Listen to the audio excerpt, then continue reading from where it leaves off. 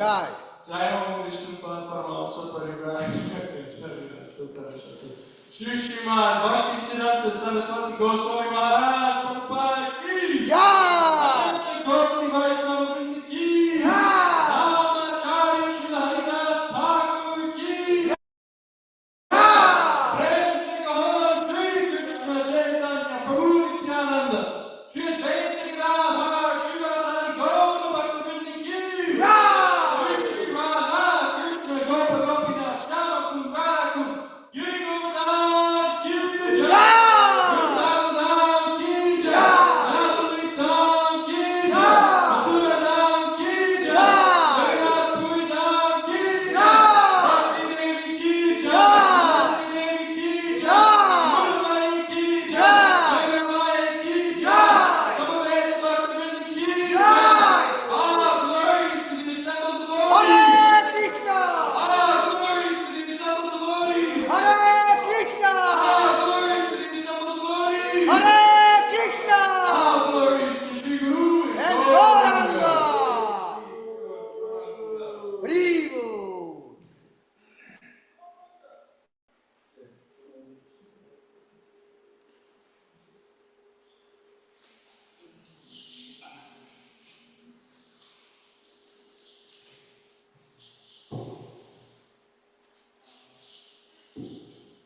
Namaste Narasimhaya.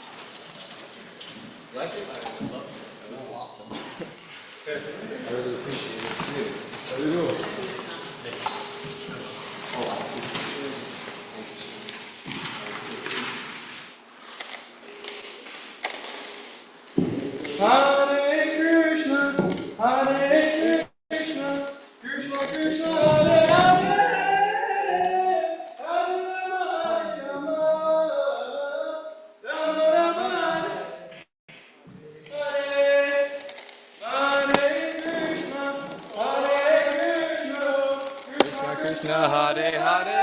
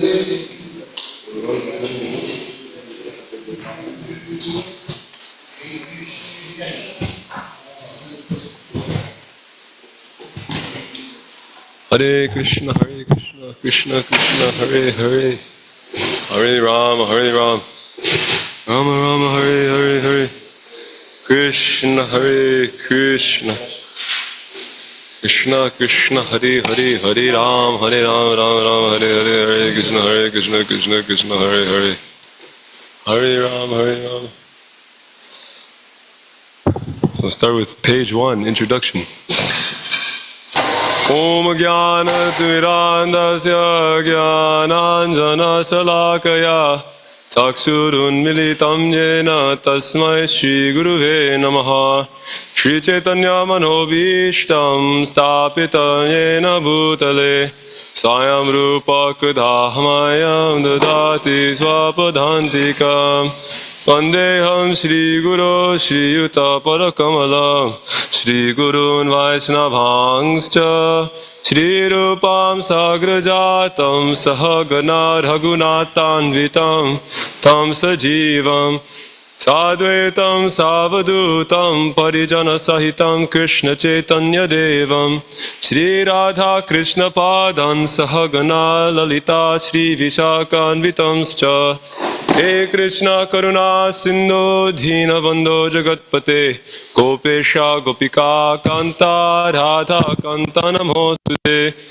Tapta Kansana Gaurangi Radhe Vrindavaneshwari Rishabhanu Sute Devi Pranamami Hari Priye Mancha Kalpatarubhyascha Kripa Sindhubhya Evacha Patitanam Pavanebhyo Vaishnavebhyo Namo Namaha Shri Krishna Chaitanya Prabhu Nityananda Shri Advaita Gadadhar Shivasari Gaura Bhakta Vrinda Hare Krishna Krishna Krishna Hare Hare Hare Rama Rama Rama Hare Hare.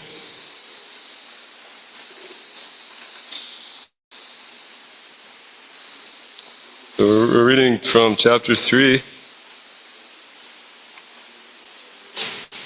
38, 34. Let's check it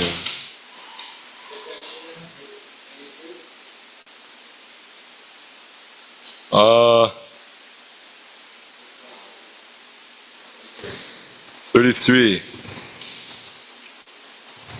Sadrisham chestate swasya prakrite jnanavanapi prakritim yanti bhutani nigraha kim karishyati. I think we read this one, so we might have been 34, and I'll read it anyways.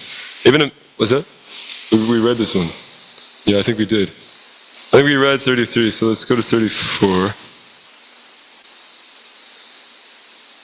I'll just read it anyways, because we already...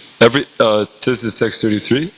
Translation. Even a man of knowledge acts according to his own nature. For everyone follows his nature. What can repression accomplish? Text 34.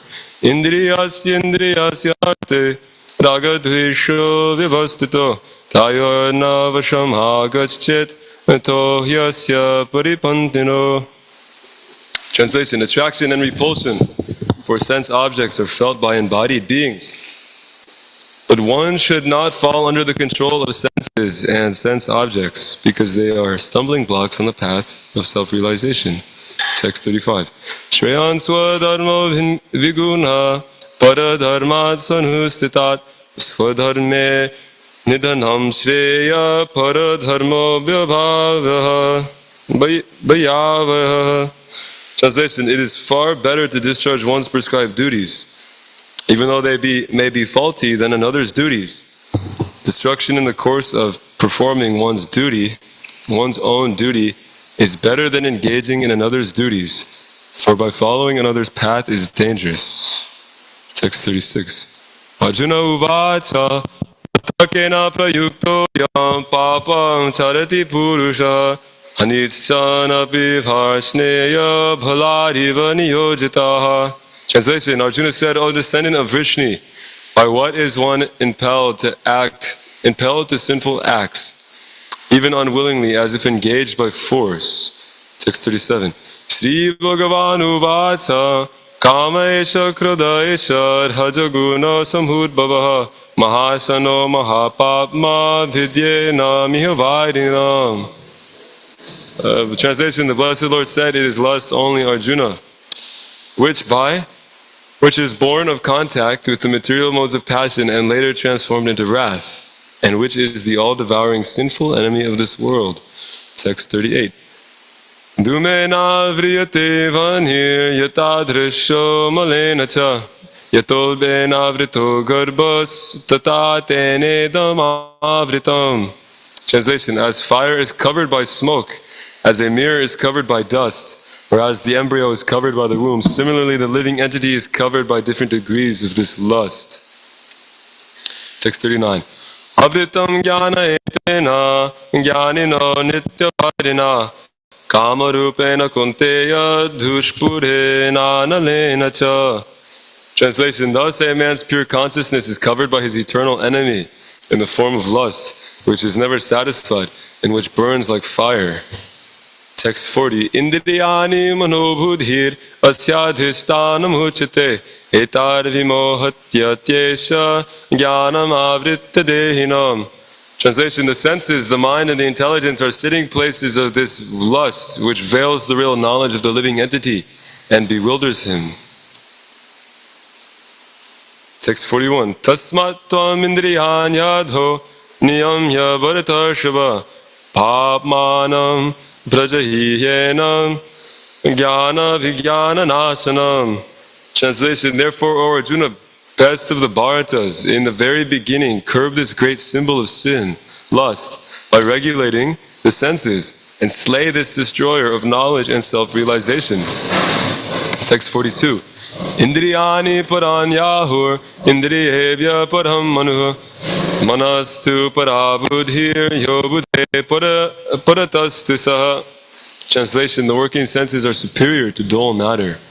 Mind is higher than the senses. Intelligence is still higher than the mind, and he, the soul, is even higher than the intelligence. Text 43. Evam budhe param budha sangstabhyatmanam atmana jahi shatru mahabaho kamarupam durasadam. Translation.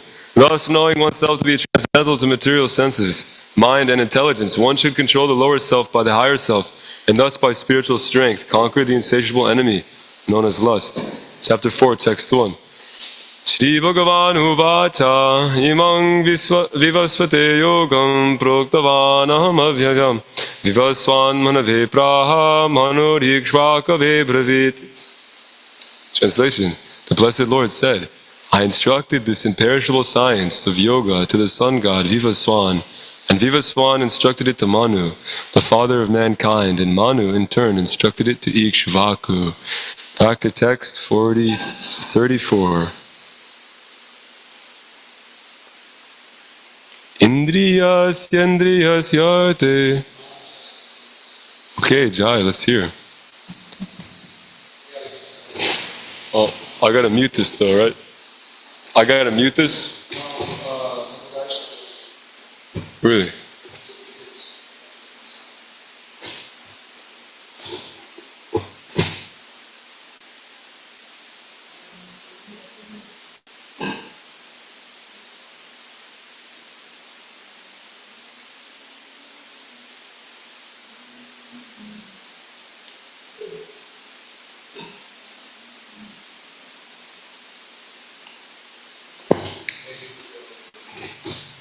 Is that? I can mute it?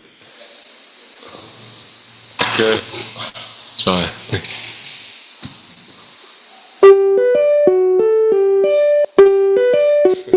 What's that?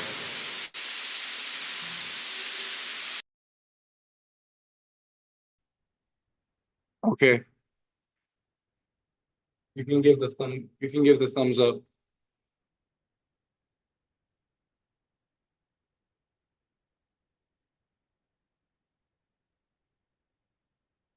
No comment.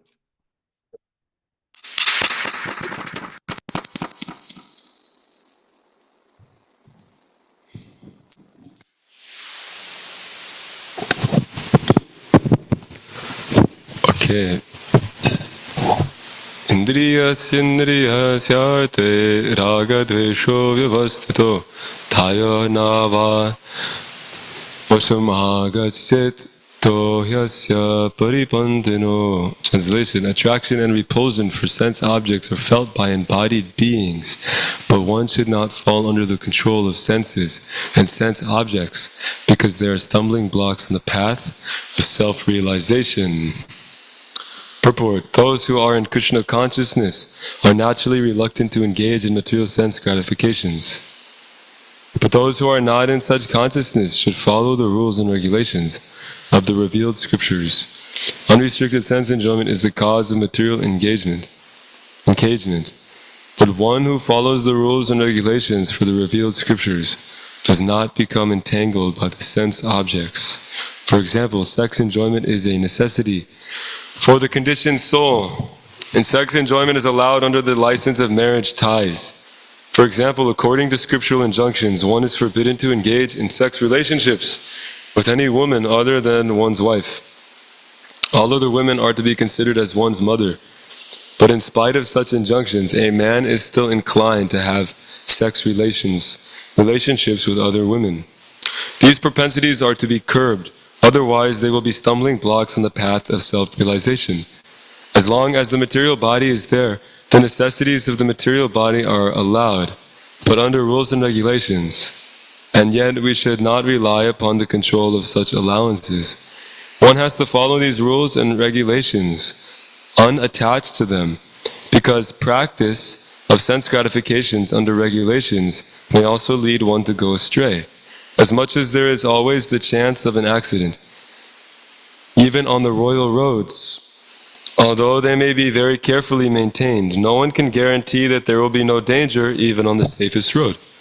The sense enjoyment spirit has been current a very long time, owing to material association. Therefore, in spite of regulated sense enjoyment, there is every chance of falling down. Therefore, any attachment for regulated sense enjoyment must be also avoided by all means. But action in the loving service of Krishna detaches one from all kinds of sensory activities. Therefore, no one should try to be detached from Krishna consciousness at any stage of life. The whole purpose of detachment from all kinds of sense attachment is ultimately to become situated on the platform of Krishna consciousness. Does anyone have any comments or questions or anything that caught their attention in this purport? It's nice because it's very practical and it's common. Krishna consciousness is very practical, it's common sense. You know, if my consciousness, the symptom of my very being, I'm a spiritual being, I'm a soul, I'm a particle of Krishna, an embodied living entity. That word for that is jiva. We've heard this word before. Jiva means particularly the living entities in this world, the different animals running on 4 legs, some on 1 leg, some on 3 legs, some on 2 legs. The embodied living entity is called a jiva. It's called a jiva. And so it makes sense that if my consciousness, which is the byproduct of my very being as a soul, if that consciousness is absorbed in matter, that naturally I'll forget who I am.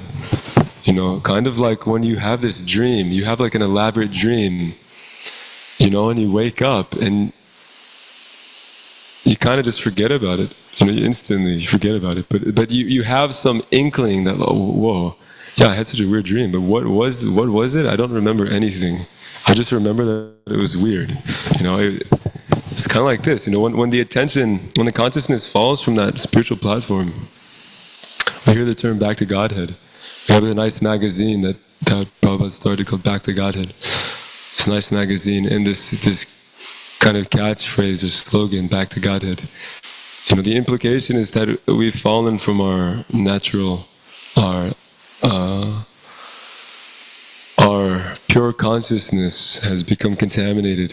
So right now we can very practically realize that my consciousness is absorbed in matter, in the senses. So if I'm distracted by my senses and the objects of my senses, then, you know, I forget who I am. We forget very easily, you know, so many different things. Just like, does anyone have any practical logic to kind of explain the soul? You know, Krishna gives some analogies in the Bhagavad Gita, but also Prabhupada, he explains the soul in a lot of different logical ways. Does anyone have any ideas or anything? Yeah, just rattle off any thoughts that you have. Yeah, get the mic, yeah.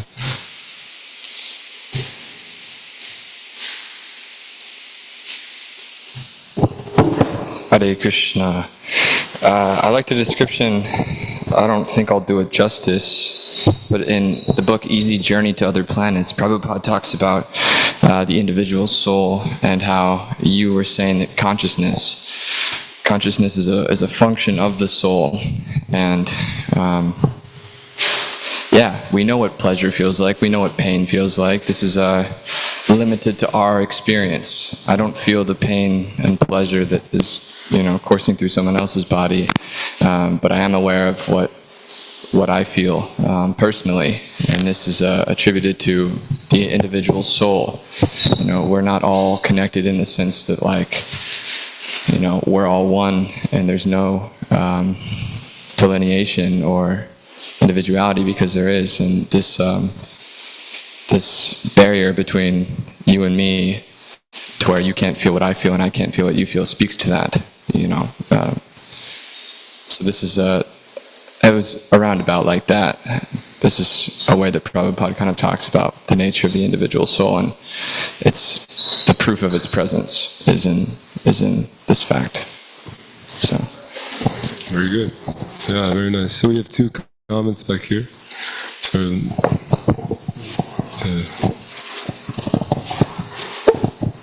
I don't remember which Swami I was listening to, but it was a YouTube video, and something that resonated or made sense was when you feel pain, pleasure, it's kind of agitating in the mind. It might feel pleasurable, but it's disturbing the mind. But then when you feel like love of your child or partner or your best friend, you feel that in your heart. You can feel that, like, it's a deeper level, but then your connection with Krishna is on a whole different level, and it hits differently, and that's the layer of the soul. And that just made logical sense to me.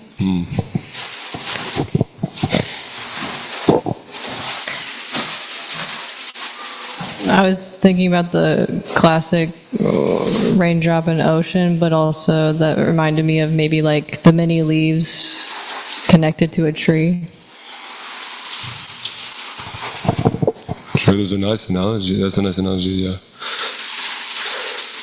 Yeah, it's nice. So We know that we're an individual because I know factually speaking that my consciousness is spread throughout my body.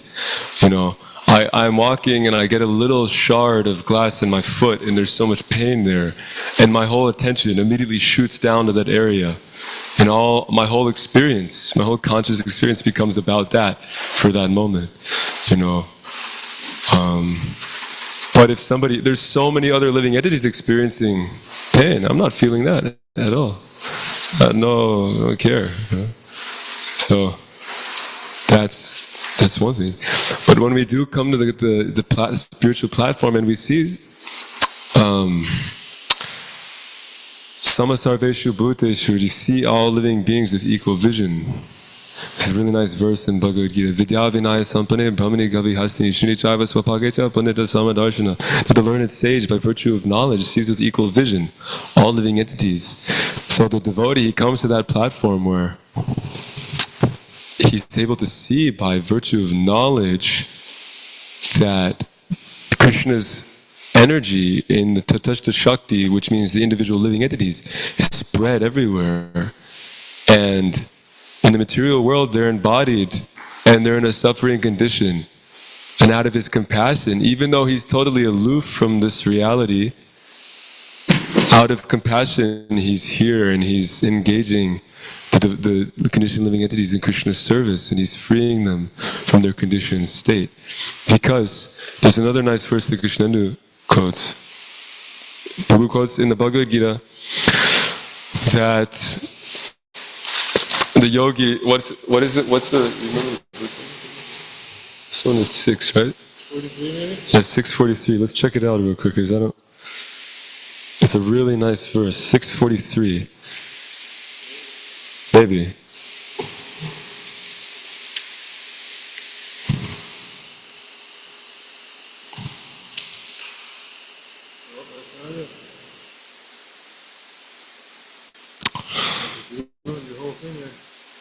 Let's see, well, yeah, so the gist, I'll just speak the gist of the verse. The gist is that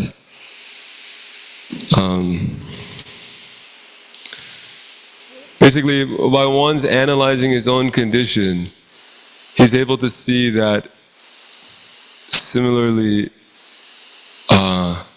the equality in other beings. That's compassion. You know the golden rule? There's a golden rule. Treat others how you want to be treated. So by analyzing your own nature, you can see that other living beings are suffering, too.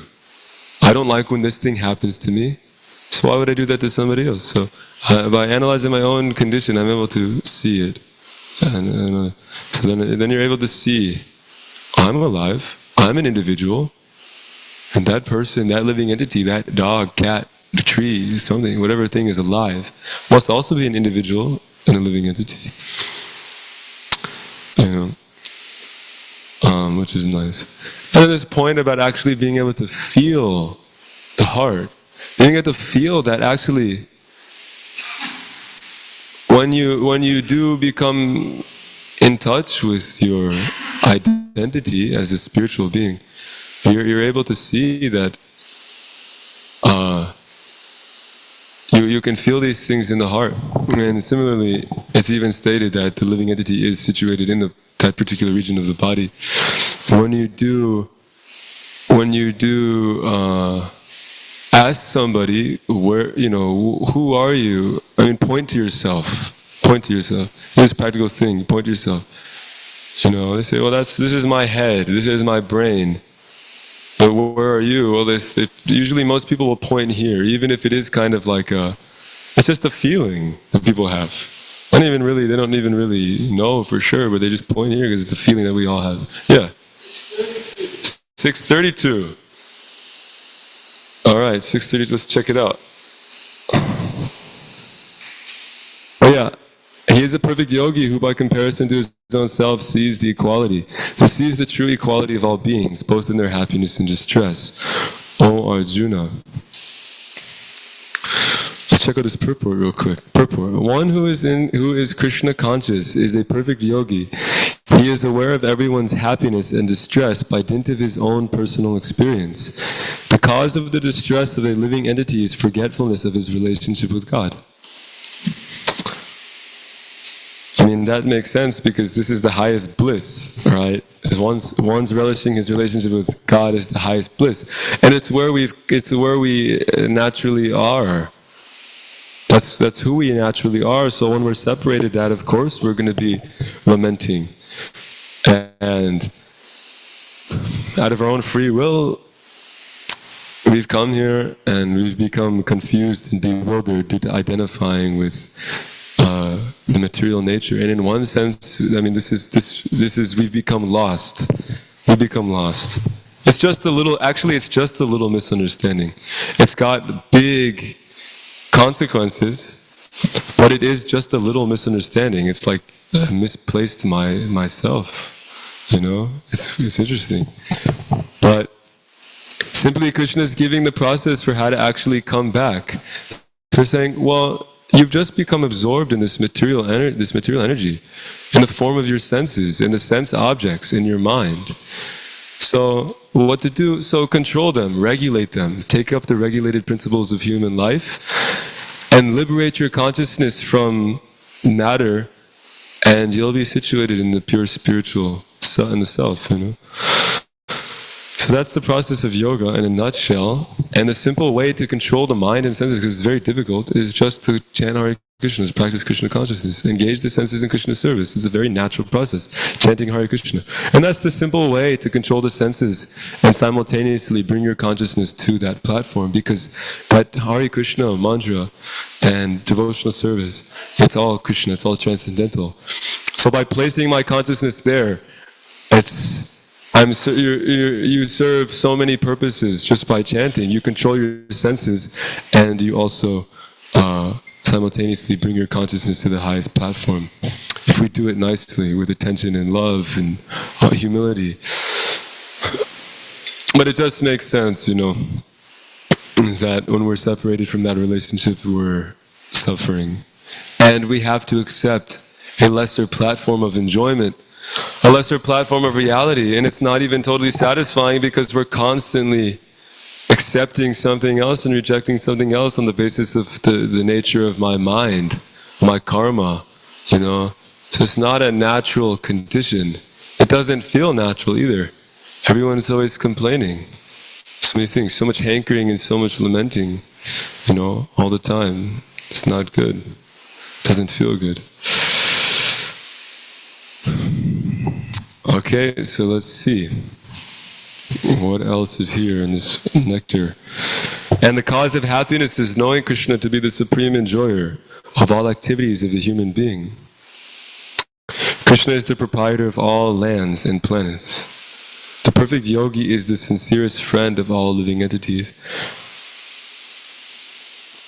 It's interesting. The cause of happiness is knowing Krishna to be the supreme enjoyer of all the activities of the human being. So in the human form of life, we have the particular set of facilities in which we can actually engage in our supreme occupation, which is serving the Lord in loving devotion and reciprocating with Him in a personal way. And he says, and very early on in the Bhagavad Gita, he makes it very clear that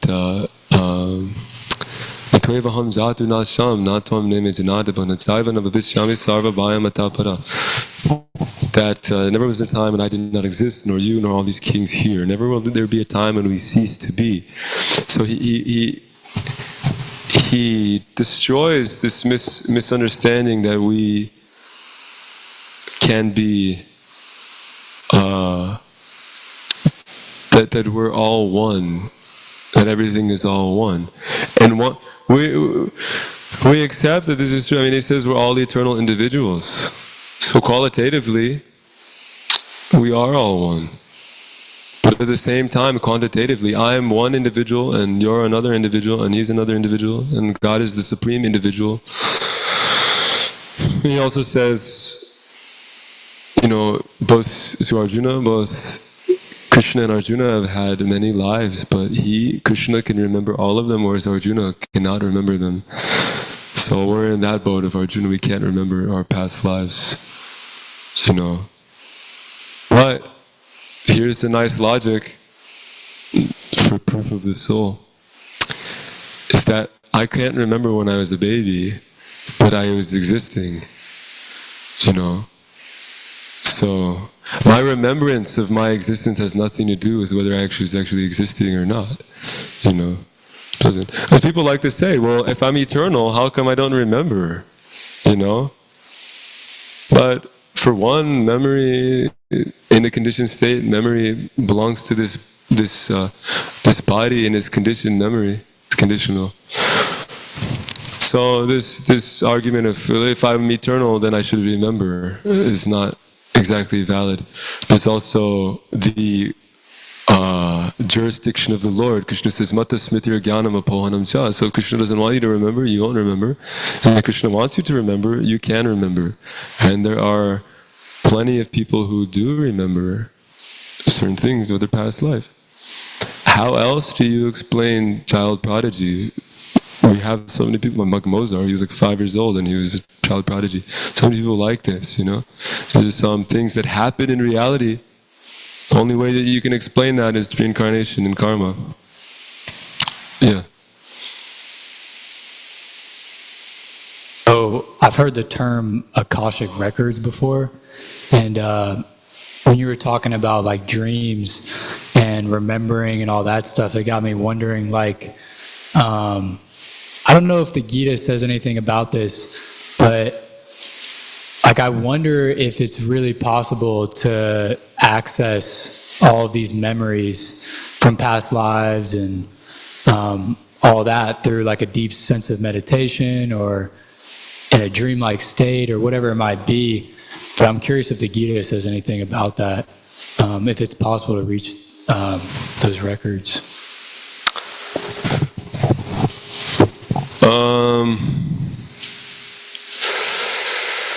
It is possible because there are many. Because I'm thinking about, you said the Gita, and that's the first thing I want to pull from is the Bhagavad Gita. Anyone have anything about that?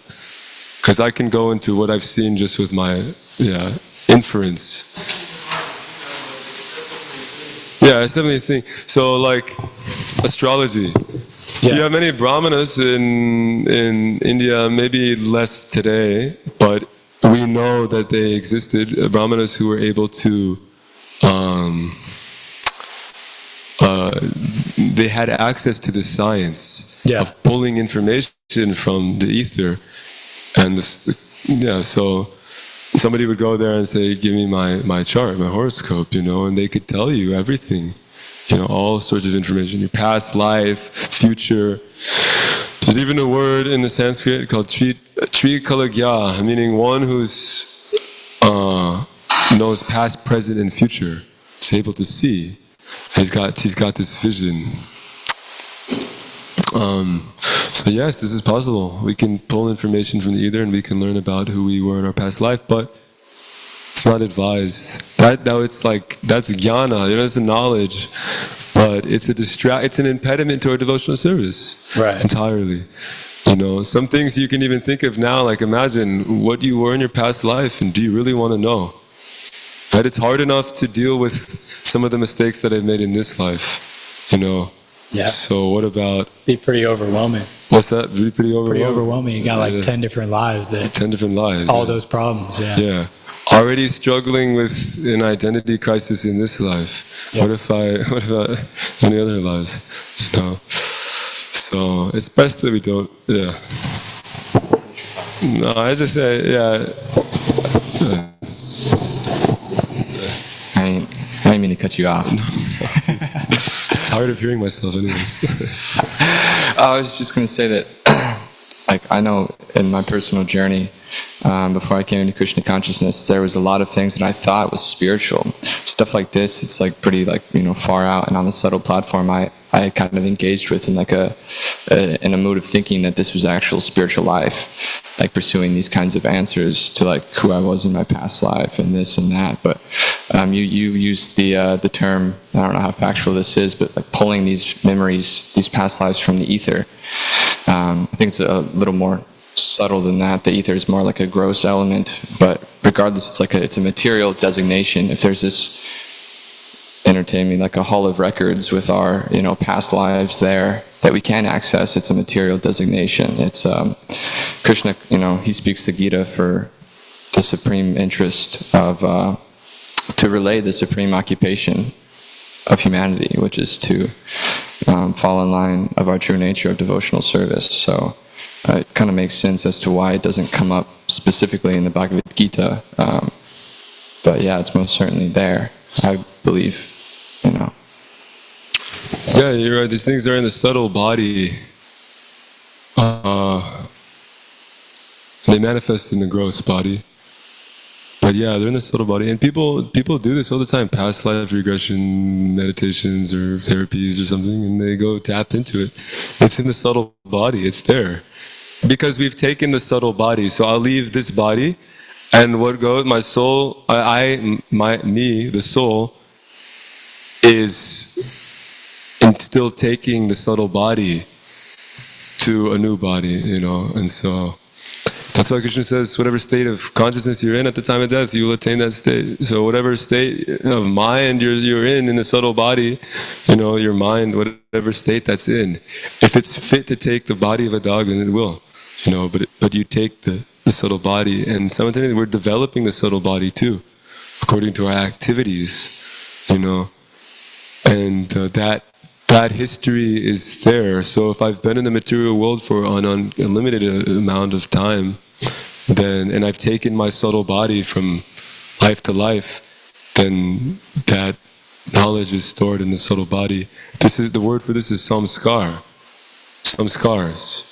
And there are purifying samskars, which is what we're actually doing in Krishna consciousness. Purification rituals are there. Initiation, vows, and different things to purify the consciousness and to destroy. In fact, there's a nice verse. Chanting the Hare Krishna Maha Mantra is Sarva Papa Nash, meaning it destroys all these sinful imprints that are in the consciousness. Destroys all of them. These samskars, these memories, and all these different things. It destroys them. So samskar is this word. It's kind of it's almost like trauma in a negative sense, but then in a positive sense, it's by engaging in these purificatory samskars, you distance yourself from the sinful one. You destroy the sinful ones, so you forget. You let go of them, they go away. So that's something, that's another connection. Yeah. I was wondering if you had any insight into it's like Krishna transcendentalizes even the most mundane activities, but one could say that everything that emanates from Krishna, even the material nature, his external potency, is transcendental. Everything is transcendental because it's all coming from one place, one source, being Krishna. So how can I understand what is spiritual life and what's not spiritual life? And yeah, we can make it as complex as we want. We can make it as simple as we want. Simply put it, serving Krishna, that's spiritual life. And serving my senses is material life, serving that which is material. So how do we know, what does it mean, what is material? So Krishna talks about his separated material energy. It's inconceivable because it's his energy, but it's his separated material energy. So he's able to do that somehow. He's God, so he can do inconceivable things. That's one thing we just would have to accept, But Maharaj has a question or a comment? Hare. Hare Krishna? You can hear? Yeah. Hare Krishna. We need Guru, Sadhu, and Shastra. Otherwise, we don't know what's what. It's true. Hare Krishna? True, yeah. Hare. So that's the co-host. Hare Krishna?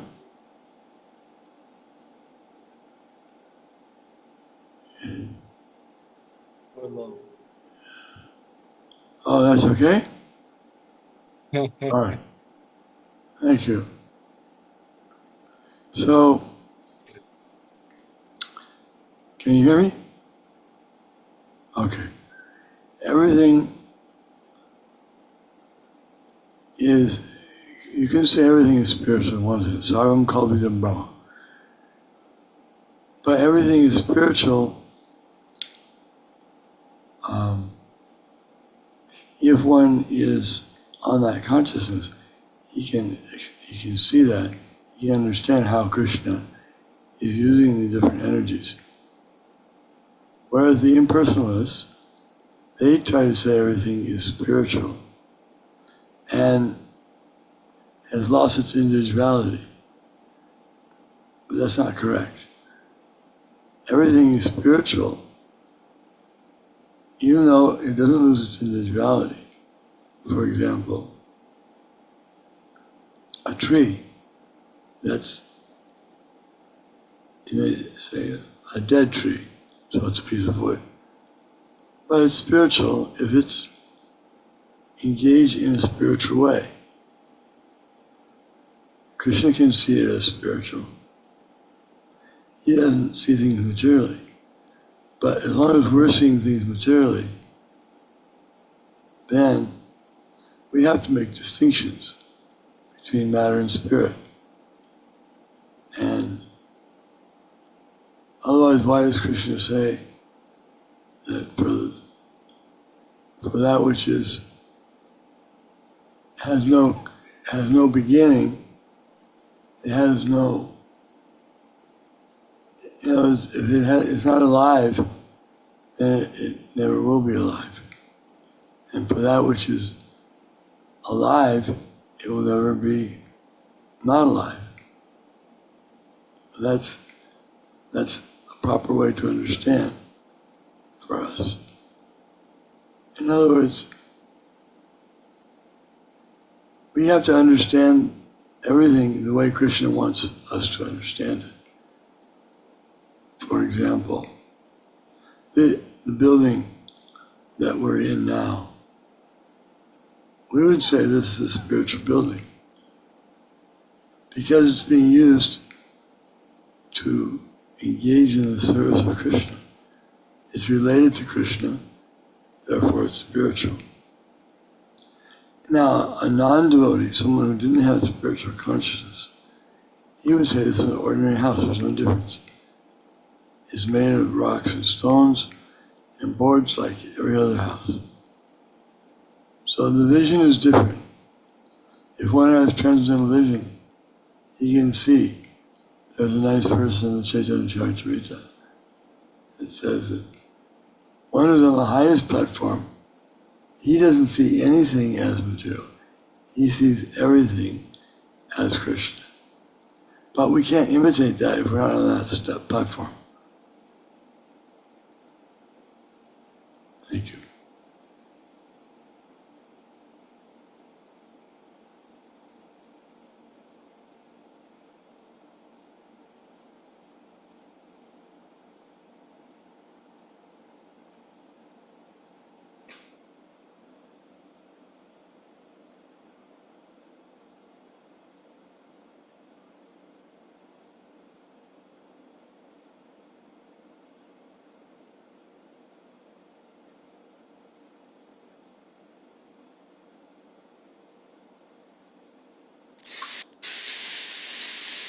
Hi, thank you, Maharaj.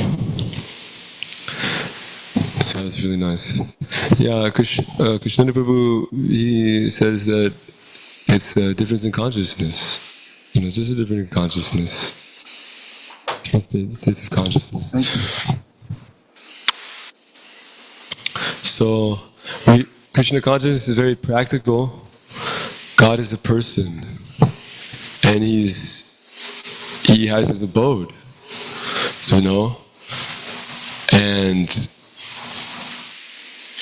if we want to get there, then we have to know how to get there, just like anywhere else. Like, you know, if I want to go to like Mexico, I got to know how to buy a ticket. I got to have the money. When I get there, I accept a guide. I get help from the residents. You know, or you know, if I'm working at Amazon, then I'm there. You know, I have to go there. I have to apply. Now I'm working under a boss, and now I've got coworkers and things like that. And there's things. So this spiritual life is very practical. Krishna consciousness is practical. I'm digressing, but so how do we get there? Well, we need the map. The map is the Shastra. Krishna tells us how to get there. We need a guide, understanding the map, and the Guru, and we need help along the way. The sadhu is there to help us. You know, so it's a very practical process, not something whimsical. You know, like, oh, there's a nice Bengali saying, Jatumat Jatupat, or Jatumat Tatupat, whichever one. But that oh yeah, you know, do whatever you like. All paths, it's all the same. Yeah, we all end up in the same place. You know. I just do whatever you, but the real meaning is that like literally everything you do in life will take you to the same place, but it's not true. You know, different paths lead to different places. So in order to get to Krishna, we have to surrender to Krishna. And how do we do that? Well, we have to understand what that means. We just have to understand these things. We have to become educated in all of this. So the Shastra is there, and Guru is there, and Sadhu is there.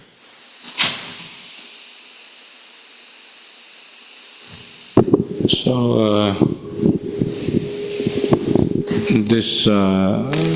this question might come up that you said that different paths lead to different goals or different places. So, but why does Krishna say that all paths lead to me? Nice question. Yeah, you have something?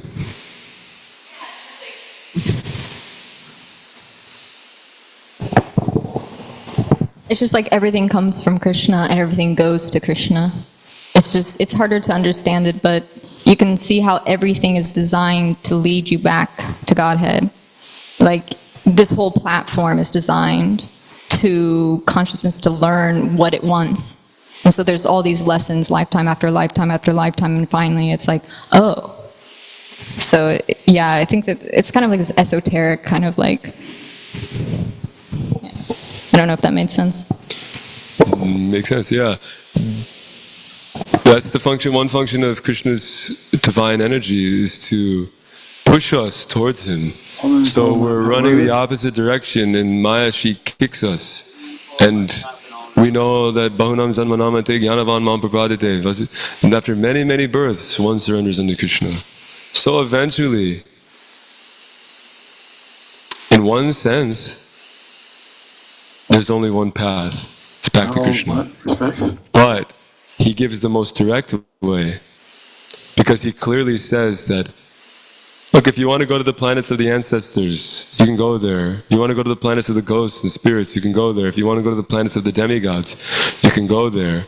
But ultimately, one who wants to come to me will come to me, you know. And He says, Brahma Bhuvana Loka, that from the topmost planet, Brahma Loka, to the bottom planet, it's all suffering. So if one is really so on such a level where they have to really try everything else, birth after birth, in order to finally come to the platform of surrendering to Krishna, then that's what they'll do. Yeah. But eventually, they will come to Krishna. They will. And we'll get where we're And the devotees were trying to speed up that process. You know, it's compassion. It's like, here's the compassion. Yeah. You'll be here. Oh, sorry. So do I have to mute this?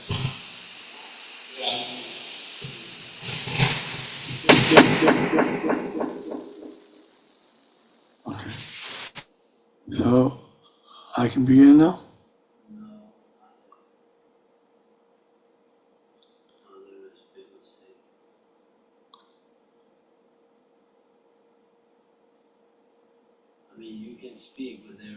Mars, we have to put on a new phone. The other one died.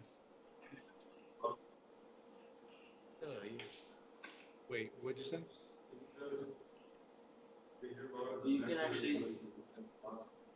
You can actually speak through this one. Mute this. Yeah, they can hear it? They can hear? Okay. Hare Krishna. Hare Krishna. Alright, so you'll help me with the reading, right? Okay, so the verse is 411. Let's take a look at the question was, what about this verse? And here's what Krishna says.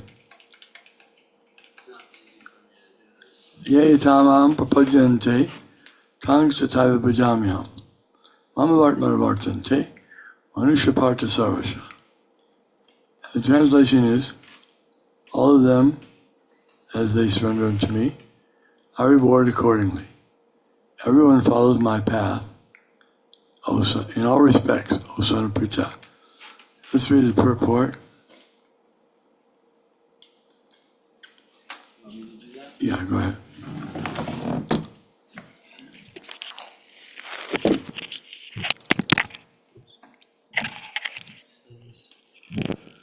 Everyone is searching for Krishna in the different aspects of his manifestations. Krishna, the Supreme Personality of Godhead, is partially realized in his impersonal Brahmajyoti effulgence and as the all-pervading Supersoul dwelling within everything, including the particles of atoms. But Krishna is only fully realized by his pure devotees. Consequently, Krishna is the object of everyone's realization, and thus anyone and everyone is satisfied according to one's desire to have him. In the transcendental world also, Krishna reciprocates with his pure devotees in the transcendental attitude, just as the devotee wants him. One devotee may want Krishna as Supreme Master, another as his personal friend, another as his son, and still another as his lover. Krishna rewards all the devotees equally, according to their different intensities of love for him. In the material world, the same reciprocations of feelings are there, and they are equally exchanged by the Lord with the different types of worshippers. The pure devotees are both here and in the transcendental abode. The pure devotees both here and in the transcendental abode associate with him in person and are able to render personal service to the Lord and thus derive transcendental bliss in his loving service. As for those who are impersonalists and who want to commit spiritual suicide by annihilating the individual existence of the living entity, Krishna helps also by absorbing them into his effulgence. Such impersonalists do not agree to accept the eternal blissful personality of Godhead. Consequently, they cannot relish the bliss of transcendental personal service to the Lord, having extinguished their individuality. Some of them who are not situated even in the impersonal existence return to this material field to exhibit their dormant desires for activities. They are not admitted in the spiritual planets, but they are again given a chance to act on the material planets. For those who are fruitive workers, the Lord awards the desired results of their prescribed duties, as the Yagyeshvar, and those who are yogis seeking mystic powers are awarded such powers. In other words, everyone is dependent for success upon His mercy alone, and all kinds of spiritual processes are but different degrees of success on the same path. Unless, therefore, one comes to the highest perfection of Krishna consciousness, all attempts remain imperfect, as is stated in the Srimad Bhagavatam. Akama sarva kamo va moksha kama udaradi tivrena bhakti yogena yajeta purusham param. Quote, whether one is without desire, the condition of the devotees, or is desirous of all fruitive results, or is after liberation, one should with all efforts try to worship the Supreme Personality of Godhead for complete perfection, culminating in Krishna consciousness. Bhagavatam 2.3.10.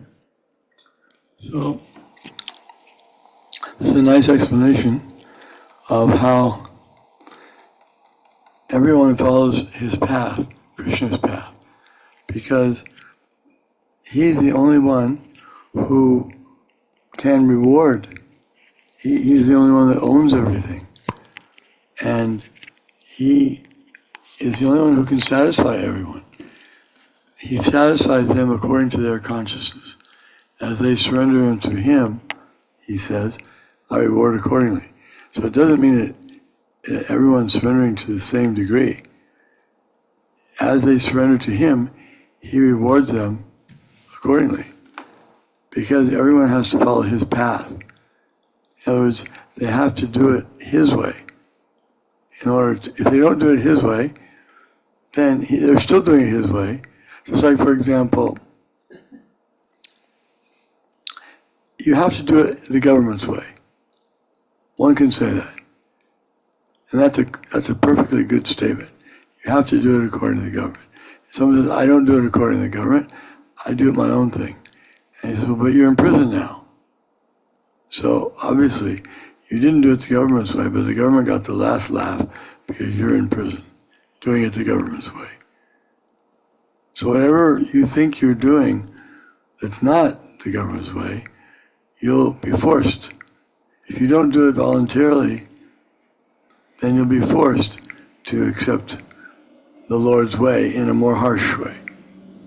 Therefore, the devotees, being the most intelligent, they engage in loving service voluntarily, and they get wonderful, blissful results, higher than anyone else. Whereas those who ignore him, then he ignores them, so to speak, and they don't get so much pleasure. Thank you.